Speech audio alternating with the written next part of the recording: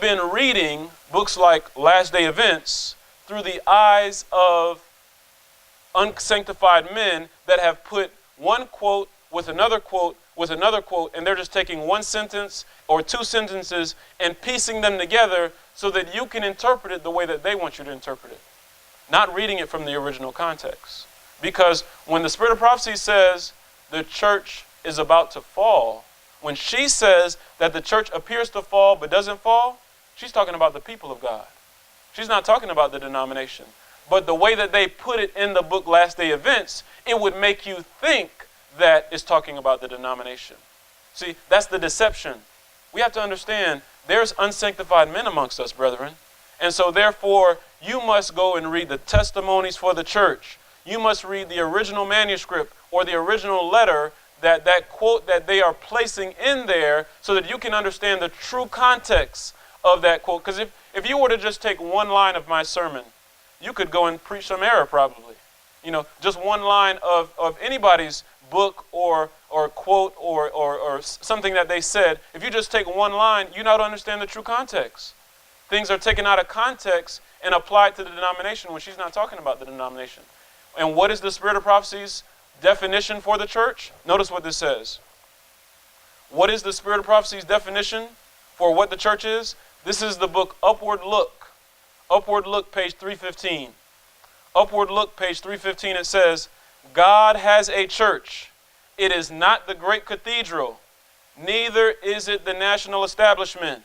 Neither is it the various denominations. Do we see this? Neither is it the various denominations. It is the people who love God and keep his commandments. Where 2 or 3 are gathered together in my name, there am I in the midst of them.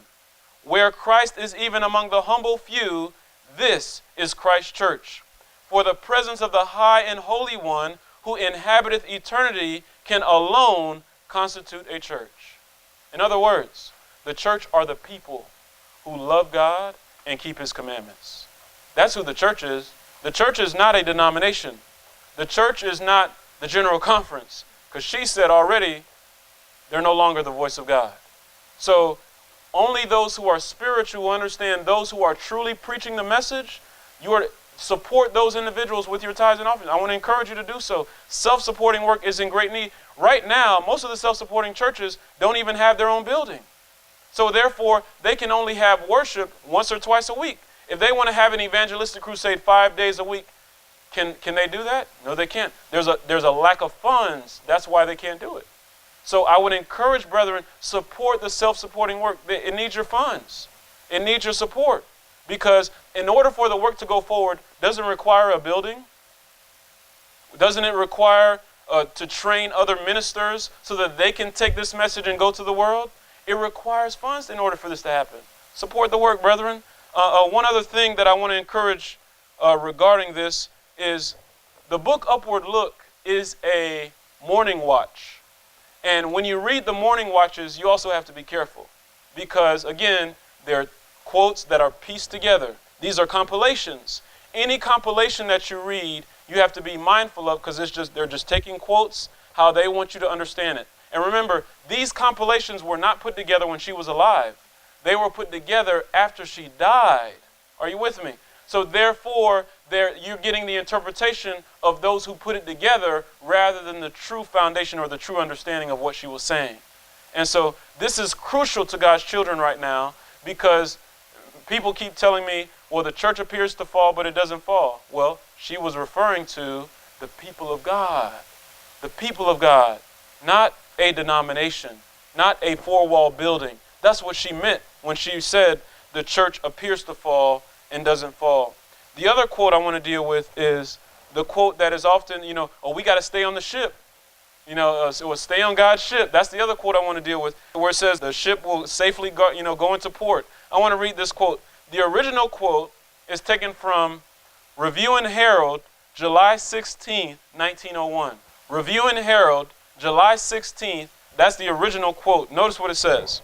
It says, the cause is the Lord's. Talking about the cause, the truth, the word of God, this movement, this Advent movement. The cause is the Lord's. He is on board the ship as commander-in-chief. He will guide us safely into port. He can command the winds and waves, and they will obey him. If we follow his directions, we have no need to be anxious or troubled. In him we may trust. He bestows his richest endowments upon those who love him and keep his commandments. He will never forsake those who work in his lines. Was Christ a self-supporting minister?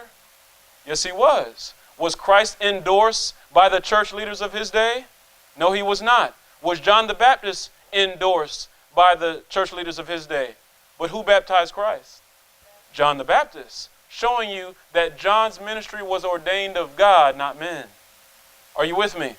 And so likewise, if Jesus were on earth today, Jesus would be baptized by a self-supporting minister, not one of conference lines. This is the truth of the matter. Jesus is coming again.